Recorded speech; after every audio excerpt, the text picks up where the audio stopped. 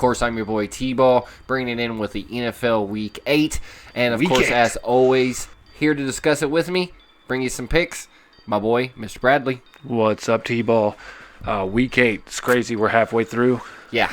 Here's a primetime key game, but it will be the 1-5 Vikings. Didn't think they'd be this crappy through 8 weeks of football versus the 5-1 Packers going into Week 8. T-Ball, I know a lot of people probably are going to say the Packers all day, Packers, but I want to know who you got first. Well, the last time these two played, it was in Week 1. My biggest concern was Dalvin Cook, and they held Dalvin Cook to only 50 yards in that first game. They just needed to keep an eye on Adam Thielen there. He did pretty well in that Week 1 matchup. But, what's going to need to happen is the Vikings are going to need to stop the run and limit turnovers.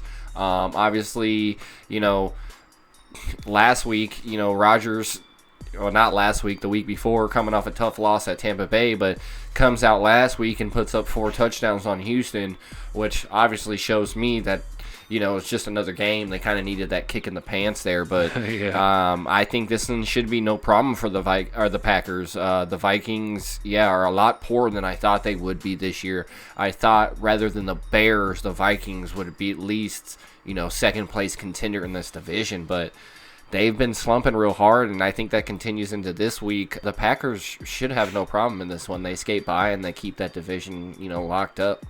Yeah, the only win the Vikings got was versus Texans, and Packers just beat the Texans last week. So, well, I hear rumors that J.J. Watt's, contract's up next year. Green Bay, is, I don't want to say it's his hometown. Wisconsin is his hometown, and what Green Bay would probably be very happy to have him next year. Oh, absolutely, especially me, even with the age and injuries from before. But Vikings, I got to agree. I thought they'd be number 2 in the division, then the Bears and the Lions, or Lions-Bears, whatever happened. But Vikings are just kind of a letdown this year. I think the biggest thing is for the Vikings to beat the Packers in this game is, one, they're going to have to get the run game going. 50 yards on 12 carries in Week 1. I get it was Week 1, coming off rust. You haven't played and haven't practiced, but just not going through the motions like normally. And I think Dalvin Cook's going to have to run all over the Packers in order to beat them. Because if you can shut down the run, then what happens? Now you're a one-dimensional team, just like what happened in Week 1. The Vikings' defense is what's the problem is, really. I mean, they still have a pretty good offense. Always do. Even with the loss of Stephon Diggs, they are giving up giving up more yards and more touchdown passes to opponent quarterbacks than the Packers. Higher quarterback rating to opposing quarterbacks versus the Packers, giving up second most big plays, which is, over 20-plus yard plays and 40-plus yards, which is 33, second worst in the league. Ooh. That just spells for disaster, when you're playing a team that knows you can go big-time play with Devontae Adams, because you're going to see that here. Yeah. As long as Devontae Adams stays healthy through the whole game, doesn't retweak that injury he's had, Packers are going to roll in this game again. I think they have their number. I don't think the Packers lose a game in division. No. They know that division so well. If you're going to sit here and go, it's let me see who's got the better team. It's the Vikings. How? Aaron Rodgers is better than Kirk Cousins. Kirk Cousins got 11 touchdowns and 10 interceptions this year. Are you kidding me?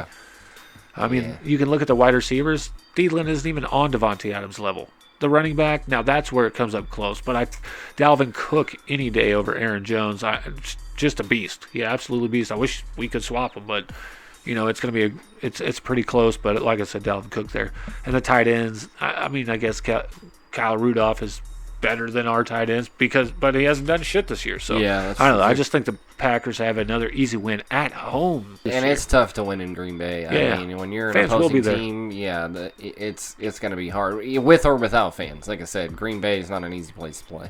I just say expect same thing you see in Week 1 versus these two teams, with Aaron Rodgers lighting up the Vikings defense, because Vikings defense is just not that good this year. I wouldn't say it's an easy roll. I mean, obviously they kept it, within 9. Well, I mean, that last time. But really wasn't.